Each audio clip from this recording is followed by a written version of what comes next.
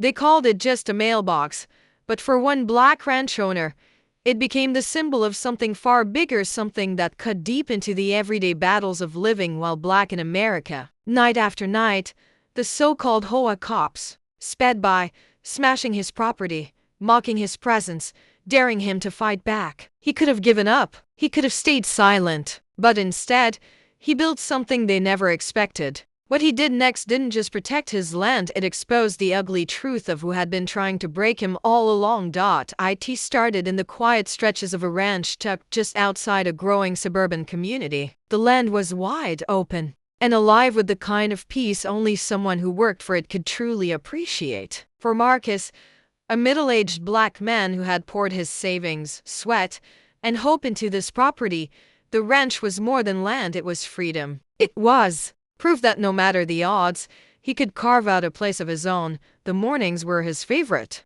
Dew clung to the fence posts, sunlight spilled across the tall grass, and the rhythm of life felt steady. Horses grazed along the back pasture, chickens picked at the dirt, and the air carried the scent of hay. Marcus loved those mornings. He loved knowing that his hard work had given him the stability. The mailbox at the edge of his long gravel driveway, simple as it was, became part of that routine. Bills, letters, and the occasional catalog all reminded him of the life he had built, ordinary, secure, and self-sustaining. But what Marcus didn't know then was that this simple marker, this mailbox, would soon become the target of something ugly, something meant to send a message. In the beginning, the damage was small. A dent here, a loosened screw there. He brushed it off as careless driving or perhaps a delivery truck clipping it by accident. But the dents grew deeper, more deliberate, until the wooden post leaned awkwardly to one side. One evening, he found the box itself twisted open, the metal torn like someone had struck it with force. At first, Marcus replaced it quietly. He was used to fixing things after all. A ranch always demanded repairs. He dug a new post, set it in concrete, and mounted a fresh mailbox. Problem solved. At least, that's what he thought. But the distraction kept coming back, and each time, it grew more intentional. Tires left tracks in the dirt, veering sharply from the road straight into his property. Some mornings, the mailbox wasn't just broken, it was flattened, smashed as if someone had aimed for it. Neighbors noticed. They whispered about kids being reckless or teenagers having fun, but Marcus sensed something heavier in the air. This wasn't random. It wasn't careless. It felt targeted. The so-called HOA patrol didn't make things better. Dressed in uniforms they bought themselves, driving around like enforcers of their own rules, they claimed to keep the neighborhood orderly. But Marcus had felt their eyes on him long before the mailbox trouble started. Their glances lingered longer than necessary. Their comments, casual but cutting, always reminded him he was different, that he didn't quite belong in their picture of how things should look. Still, Marcus kept his composure. He woke early, cared for his animals, and worked his land with pride. He told himself not to overthink, not to let suspicion eat away at the peace he had built. Yet every morning when he walked to that gravel edge and saw the splintered remains of his mailbox, he felt the sting. This wasn't just about metal and wood. It was about being reminded again and again that his place here was being challenged.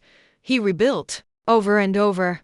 He rebuilt. Each time sturdier than the last. First wood, then heavier posts, then reinforced steel brackets. But the harder he tried to stand strong, the harder the hits came. The mailbox became more than a box for letters, it became a battlefield. And Marcus, a man who had never asked for trouble, found himself in a war he hadn't chosen. He began to notice patterns. The damage often happened at night, usually after the HOA patrol had driven by. Sometimes he'd see the glare of headlights at the edge of his property, idling too long before pulling away. It was as if they wanted him to know they were watching. Each incident chipped away at the sense of security he had built. The ranch that once felt like a sanctuary now carried an undercurrent of threat. He stopped trusting the quiet. Every creak of a fence, every car slowing down near his driveway made him wonder, was it them again? For a while, Marcus considered reporting it. But to who? The local sheriff's office brushed off complaints like these. Property damage? A mailbox? Not worth their time. not worth their paperwork. To them, it was trivial. To Marcus, it was a warning. And that's what made it dangerous, because this wasn't just about a mailbox anymore. It was about control. It was about a group of people who thought they could chip away at his pride, his patience, his presence, one blow at a time. Marcus didn't know when it would escalate, but he felt it coming. Like storm clouds gathering over a horizon, there was a heaviness in the air that refused to leave, and as much as he wanted to cling to the quiet mornings, to the rhythm of ranch life, he knew he couldn't ignore the signs. The mailbox wasn't just being destroyed. It was being used as a message, a challenge, and sooner or later, Marcus would have to answer it. The pattern had turned undeniable. What once seemed like random acts of vandalism now had a rhythm, almost like a ritual. Every few nights, the same outcome. Marcus's mailbox shattered, his property line violated, his peace ripped apart. At first, he tried to ignore it. He told himself not to give his tormentors the satisfaction of a reaction, but the cost was more than physical. Each time he hammered a new post into the ground, he felt the weight of their message. You don't belong here. One night, he decided to watch. He parked his truck a few yards from the road, engine off, windows down, the air heavy with silence. Hours passed, the night sky thick with stars. Then headlights. Two beams cutting through the dark, swerving closer, slower, almost circling. The vehicle crawled to the edge of his driveway, tires crunching the gravel. Marcus's chest tightened. He recognized the SUV. It wasn't kids. It wasn't strangers. It was one of the HOA patrol vehicles, the self-appointed enforcers who treated the neighborhood like their private kingdom. The SUV slowed, paused, then lurched forward. In one calculated move, it swerved off the road and crushed the mailbox flat, wood splintering under the tires. No hesitation. No accident. The vehicle didn't even stop. It kept rolling, steady, deliberate, until the taillights disappeared. Into the night, Marcus sat frozen in his truck, hands gripping the wheel. He had seen it with his own eyes, and worse, he knew they had seen him. This wasn't random destruction anymore. It was intimidation. The next morning, neighbors strolled by as if nothing had happened. Some glanced at the broken mailbox, then quickly looked away. Others shook their heads with sympathetic smiles, the kind that said, "We know, but we won't get involved." Their silence cut as deeply as the act itself. Marcus rebuilt again. But this time, he couldn't let it go. He poured concrete deeper into the ground, bolted steel reinforcements, and welded a new post strong enough to withstand a truck. If they wanted a fight, he thought, then he'd give them something to hit. Days passed. The mailbox stood untouched, as if the patrol had noticed his work and backed off. For a brief moment, Marcus felt a flicker of relief. But the quiet didn't last. Late one evening, just as he was locking the barn, he heard the roar of an engine. The same SUV barreled down the road, faster this time, headlights blinding. It swerved sharp, but this time, the mailbox didn't fall. The steel post held and shaken, while the SUV's bumper crumpled against it. Sparks flew. The vehicle screeched to a halt, smoke rising from the hood. Marcus stood frozen in the barn doorway, watching as the driver stumbled out, cursing, kicking at the unbroken mailbox. The man's uniform bore the words HOA Patrol. Not police, not authority, just neighbors who had decided to play enforcers. And now, caught in the open, his rage turned toward Marcus.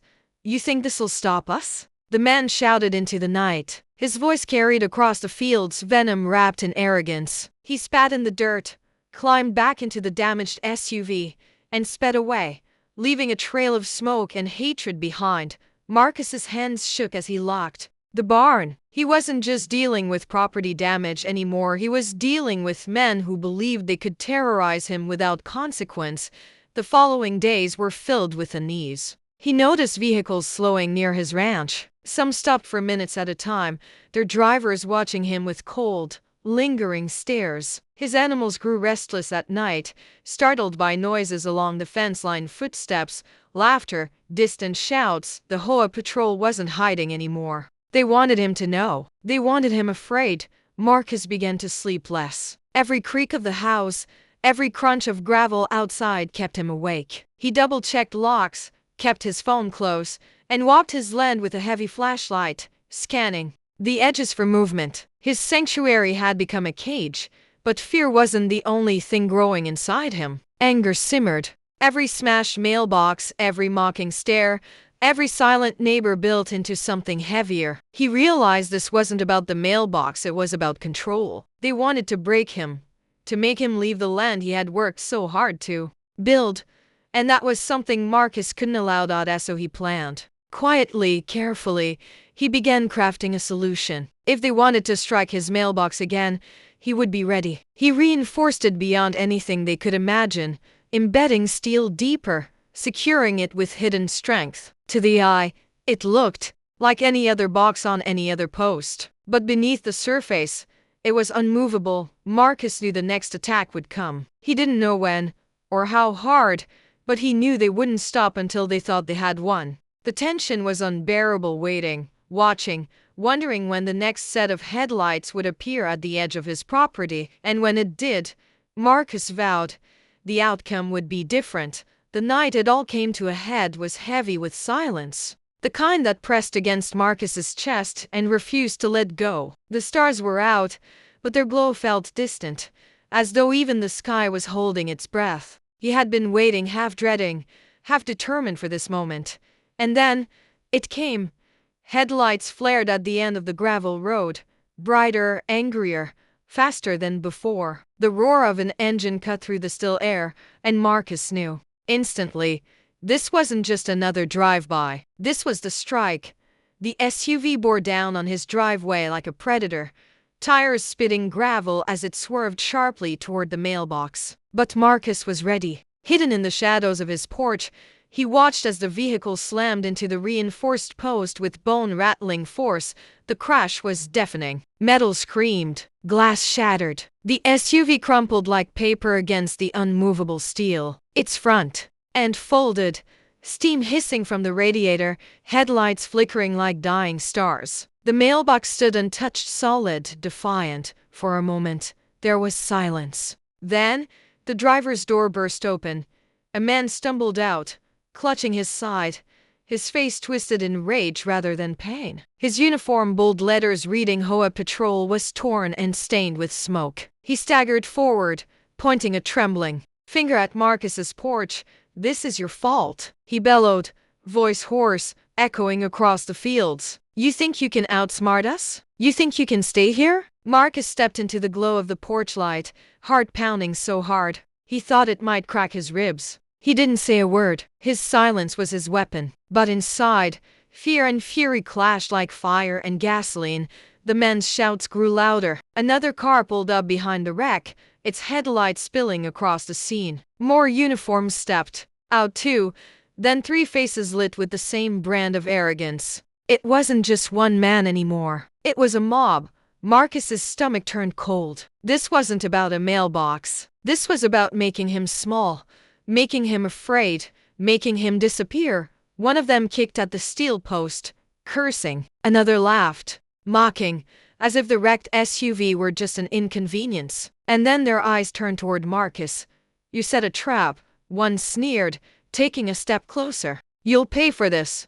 His fists clenched at his sides. His land, his home, his safety, all of it was under attack. And there he stood, one man against a pack of aggressors who carried themselves like law, even though they had none. The tension snapped like a whip. One of the patrolmen lunged forward, shoving Marcus hard against the porch rail. The wood creaked under the impact. His breath caught in his chest. Adrenaline surged through his veins, hot and disorienting. For a split second, Marcus thought about fighting back, about swinging, about shoving, about defending himself. But a flash of memory, headlines, names, stories of black men who never got the chance to explain stopped him cold. He knew how this could end. Phones appeared in hands. Neighbors who had pretended not to see suddenly stood at the edges of the road, recording, not helping, not stopping, just documenting, waiting to see if this black man would become another story, another statistic. The patrolman grabbed his shirt, spitting words in his face. "You don't belong here. You never did. Every nerve in Marcus's body screamed with rage. But beneath the rage was a deeper, sharper pain, the reminder that no matter how much he worked, how much he built, there were those who would always see him as less. The sound of sirens split the night. Red and blue lights flooded the scene, washing over twisted metal, over uniforms, over Marcus's trembling hands. Relief should have come. It didn't, because Marcus knew how quickly sirens could turn from salvation to condemnation. The deputies stepped out, surveying the chaos. The wrecked SUV, the mailbox still standing, the crowd of neighbors whispering, phones raised, and Marcus alone, breathless, standing in the center of it all. One of the patrolmen wasted no time. He set this up, he shouted. He tried to kill us. The word struck Marcus like a blow. His chest tightened. The deputies moved in, questioning, writing, glancing from Marcus to the wreck, from the patrol to the mailbox. Each second felt like an eternity. The crowd grew thicker, their murmurs rising, feeding on the tension like vultures circling. Marcus felt the world tilt beneath him. He had done nothing wrong. He had defended his home. And yet here he was, under the sharp glare of suspicion, while the ones who terrorized him stood shouting lies. In that moment, Marcus realized something terrifying. It didn't matter that the mailbox stood untouched. It didn't matter that the SUV was in pieces, proof of who had attacked. What mattered was perception. Who would they believe? The black rancher or the self-appointed cops who claimed to protect the neighborhood? The deputies' radios crackled. Their pens hovered. The patrolmen shouted louder. Marcus's pulse roared in his ears, and as the flashing lights painted the night in chaos, Marcus understood with bone-deep certainty this wasn't just a battle for his mailbox anymore. This was a battle for his dignity, his future, his right to exist on his own land.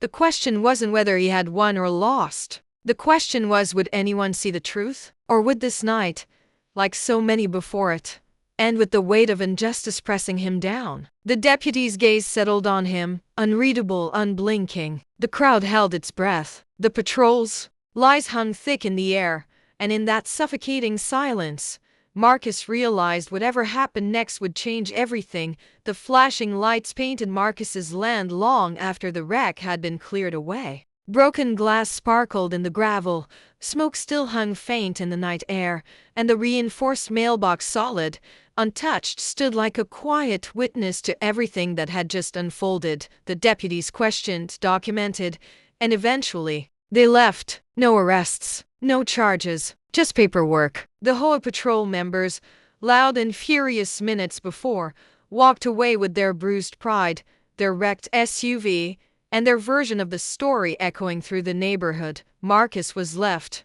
in silence. His land was still his mailbox still stood, but something in him had shifted. The ranch he once saw as a sanctuary now felt marked, scarred by the weight of intimidation, and yet there was defiance in that silence too. The mailbox hadn't just withstood a vehicle, it had withstood the pressure to break, to give in, to leave. And in that small victory, Marcus found something more powerful than anger. He found proof of his resilience, but resilience came with a cost.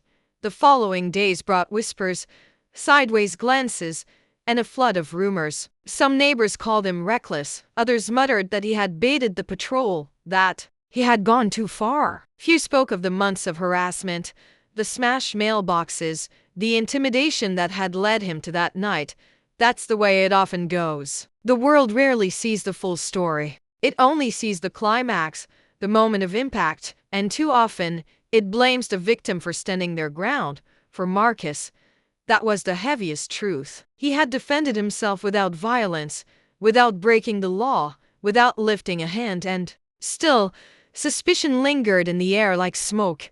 But Marcus didn't move. He didn't sell his ranch. He didn't pack his things and vanish, the way his tormentors had hoped. He rebuilt again, not the mailbox this time, but his own sense of peace. He worked his land, cared for his animals, and carried on his life with quiet dignity. Every day that he stayed was an act of resistance, because for black men like Marcus, the fight isn't always about winning in the eyes of the world. Sometimes, the fight is about existing at all, staying rooted in a place that others would rather see you pushed out of.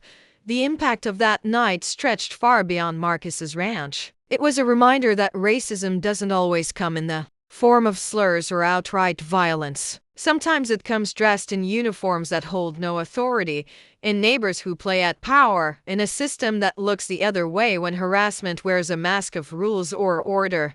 And the mailbox? It became more than a mailbox. To Marcus, it was a symbol of endurance, of standing firm even when the world crashes into you with all its weight. To others who heard his story, it became a mirror reflecting the countless ways small acts of intimidation can erode safety, dignity, and belonging. This wasn't just Marcus's battle. It was the story of so many others who have had their boundaries crossed, their property violated, their very presence questioned not because of what they did, but because of who they are. It raises a haunting truth. In America, for too many, survival isn't just about working hard or building a life. It's about weathering the storms of suspicion, the daily tests of belonging, the unspoken threats that whisper, "You don't belong here." And yet, Marcus's story carries something else too. Hope. Because even in the face of harassment, he didn't break. Even when the system shrugged, he didn't walk away. He stayed. He endured. He reminded everyone watching, whether they admitted it or not, that resilience itself is resistance, but resilience alone isn't enough. Stories like Marcus's are happening every day, to people whose names will never trend, whose struggles will never make headlines, whose strength is tested in silence. And the question isn't whether they'll keep standing. The question is, how much longer will we let them stand alone? Every smashed mailbox, every suspicious glance, every act of harassment that goes unchecked tells us something about the world we live in. It tells us about the systems that look away, about the neighbors who choose silence over justice, about the cost of belonging when your very existence is seen as a challenge. So ask yourself, what would you have done if you lived on that road, watching the wreckage, hearing the lies shouted in the night? Would you have stayed silent? Or would you have stood beside him, telling the truth? Because that's the choice we all face, not just on Marcus's ranch, but in our neighborhoods, our schools, our workplaces, our country. Silence protects the aggressor. Truth protects the victim. Marcus's mailbox still stands today, stronger than ever. But the story it tells isn't about steel and concrete. It's about a man who refused to be erased. It's about a community forced to look in the mirror. And it's about all of us, about whether we'll keep letting injustice crash through lives unchecked, or whether we'll finally say,